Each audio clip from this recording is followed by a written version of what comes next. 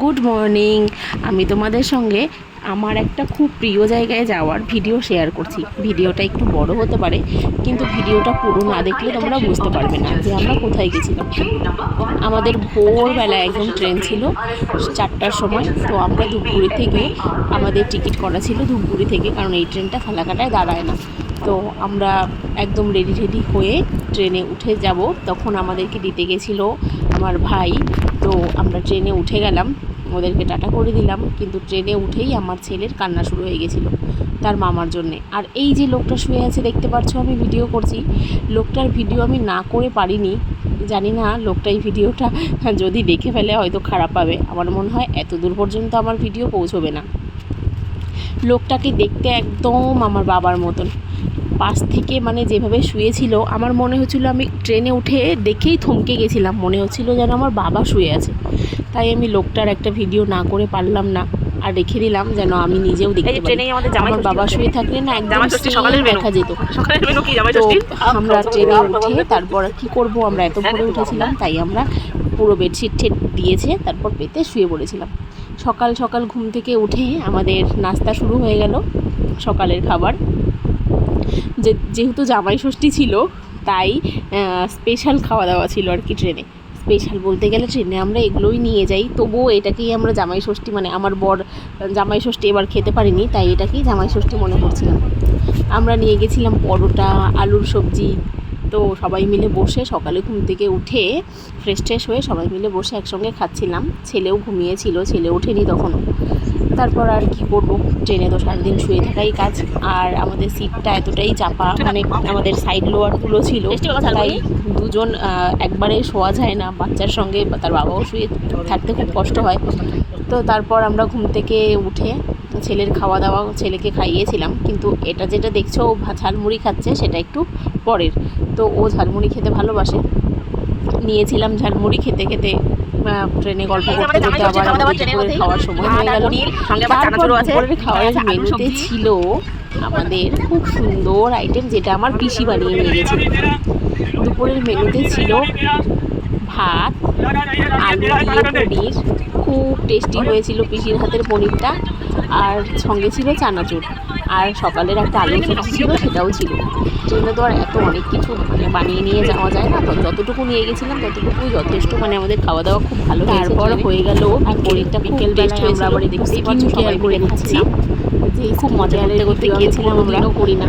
আর সবাই মিলে কোনো জায়গায় বসে বসে ভাবলাম খুব মজা। তো এই সব যেখানেই যাও না কেন, আমার বরকে তো আর ধরে বেঁধেও ফেস ওয়াশ এগুলো দিয়ে দেওয়া যায় না, কারণ যখনই বলতে যাই যে ফেস ওয়াশ করো, ক্রিম লাগাও, এটা করো সেটা করো, তখনই বলে আমি বিজনেসম্যান, আমার এত টাইম নেই স্কিন কেয়ার করা, তুমি করো। তো তাই জন্য কী করব, আমিও নিজেও এতটা যত্ন করি না যতটা তোমরা এখানে দেখছো ভিডিওতে। তাও ভাবলাম বসে আছি যখন, তাহলে একটু মানে স্কিনের কেয়ারটা করেই নিই।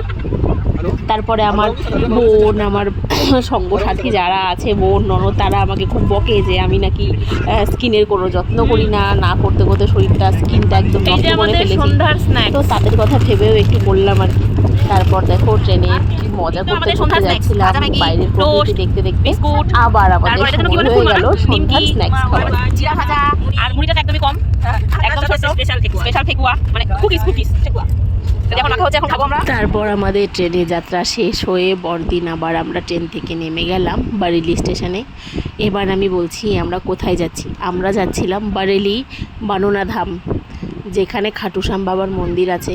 তোমরা সকলেই হয়তো এই মন্দিরের ভিডিও তোমরা দেখো, আমি অনেক দিন থেকে দেখি, আর আমার মনটা খুব চাচ্ছিল এখানে যেতে।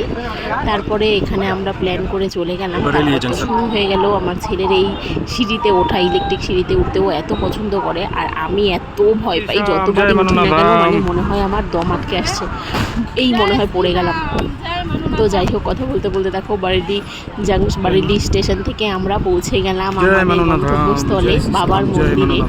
আমরা ছিলাম মন্দিরেরই একটা আশ্রমে, একদম মন্দিরের মধ্যেই সেটা, শ্যাম আশ্রম। এইটাই হচ্ছে পুরো মন্দিরের প্রপার্টি। পুরো মন্দিরের জায়গাটা দেখতেই পারছো, কত লোক, ভিড়, মানে কি বলবো, ভিডিওতে দেখে হয়তো বোঝা যাচ্ছে না যে লোকের কি পরিস্থিতি। প্রচুর লোক এখানে যায়। তো তো আমরা অনেক দিন আগে থেকে রুম বুকিং করে রেখেছিলাম জন্যে আমরা পেয়ে গেছিলাম। আর এখানকার মানে এই আশ্রমের যে দাদাটা ছিল খুব ভালো, আমাকে তো খুব ভালোবাসে। আর এই দাদা আমাদের রুম টুম সব বুকিং করে দিয়েছে, যদিও দাদার কোনো ফটো বা ভিডিও ক্লিপ আমি নিতে পারিনি। আমরা যখন ঢুকছিলাম তখন দাদা এখানে ছিল না, তাই এই আশ্রমটার ভিডিও করেছি। দেখো তোমরা, খুব বড় একটা আশ্রম, মন্দিরের ভিতরে একটাই আশ্রম আছে যেটা হচ্ছে শ্যাম আশ্রম। তোমরা যদি কখনো যাও এখানে তোমরা থাকতে পারো, আমার কাছে ফোন নাম্বার টাম্বার সব আছে। আর এখানে যে বোর্ডটা দেখতে পারছো আর কি, সেখানেও আছে। আর এই রোদের মধ্যে ভিড় তোমরা দেখতেই পারছো। তারপর আমরা রুমে এসে আমরা স্নান টান করে একদম ফ্রেশ হয়ে নিলাম।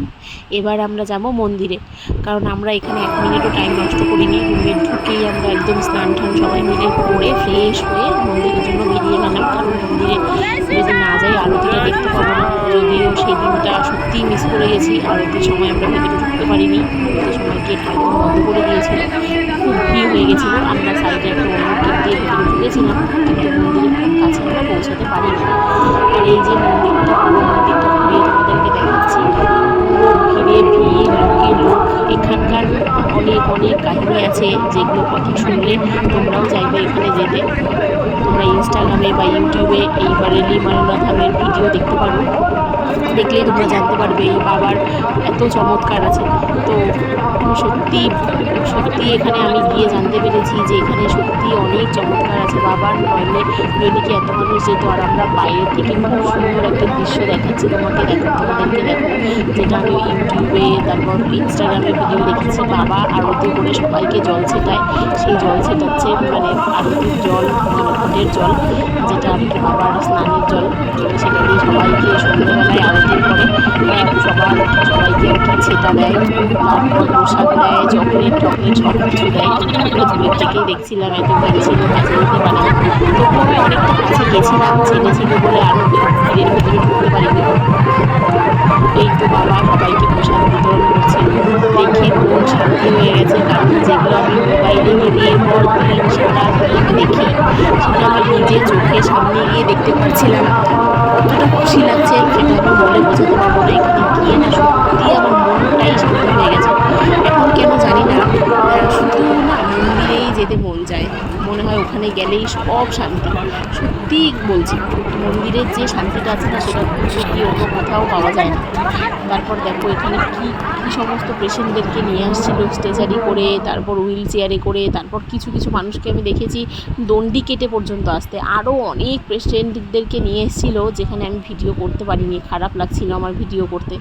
তারপর আমরা এই যে ঢুকে পড়লাম বাবার সামনে, একদম বাবার কাছে। তোমরা বাবাকে দর্শন করো, তোমরা প্রণাম করো এখান থেকে। বাবা সবার ডাক শুনবে, সবার মনের ইচ্ছা পূরণ করে। এই বাবা সত্যি কাউকে ফেরায় না, সবার মনের ইচ্ছা পূরণ করে। তোমরা সবাই একবার যাও, এখানে গিয়ে ঘুরে আসো। আমরা তো অনেক জায়গাতেই যাই, কিন্তু আমার মনে হয় সত্যি এখানে চমৎকার হয়। আমরা এখানকার আমি আরও কিছু ভিডিও তোমাদের সঙ্গে শেয়ার করবো, হারিয়ে গেছিলাম। ভিডিওটা কেমন লাগলো জানি, খারাপ লাগছিল কত